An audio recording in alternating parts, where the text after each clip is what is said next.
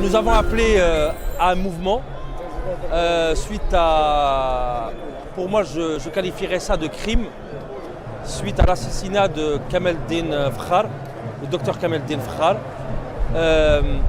L'appel a été entendu par tous les Mozabites, mais ce n'était pas un appel uniquement pour les Mozabites, c'était également un appel pour tous les Algériens, pour que les vraies valeurs démocratiques émergent et pour que toutes les exactions s'arrêtent.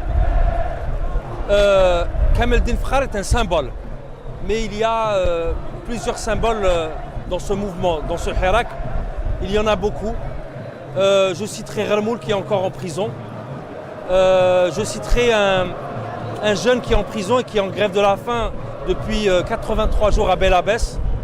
Et je citerai beaucoup d'autres qui combattent et qui risquent leur vie tous les jours pour que l'Algérie aille de l'avant. Moi personnellement, en tant que journaliste, j'ai été là bien entendu pour montrer ma désapprobation, ma rage, ma colère, tout ce que vous voulez, après l'assassinat de Kameldine Fkhar. D'ailleurs, j'ai eu une correspondance journalistique avec Radio Gazelle de Marseille, où j'ai lu une chronique qui a été essentiellement réservée à Kameldine Fkhar, avec un titre très parlant, à savoir le Tché Mozabite est mort. Je pense que le slogan de cette pancarte en dit long sur nous aussi qui avons failli, parce que je l'ai écrit et je l'ai dit, à chaque fois que quelqu'un meurt, il faut bien sûr il faut condamner, on sait d'où ça vient, etc. Mais il faut se poser à soi les bonnes questions et se dire pourquoi cette personne a perdu la vie. Est-ce que à quel niveau nous n'avons pas été en mesure d'éradiquer ça et de mettre fin à ces exactions du pouvoir.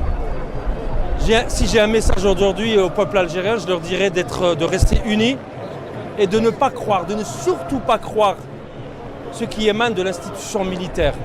Je parle du commandement militaire parce que on avait une république claudicante.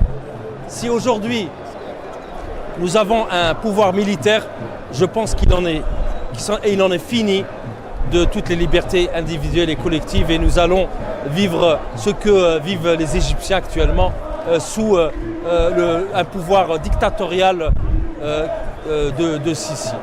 Voilà, j'espère que cette mobilisation va continuer, et parce que tout à l'heure j'étais en train de discuter avec Saad Bouakba, le grand journaliste qui écrivait dans le Khabar et à l'époque Shurq, etc.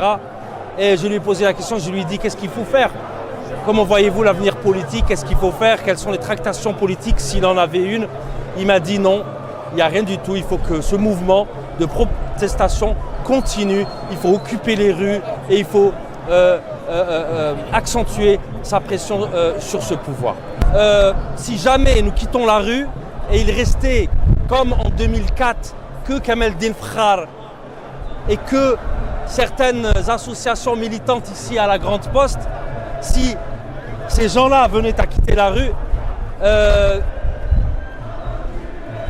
écoutez, je pense qu'on aura peur de sortir le matin et le soir de chez soi.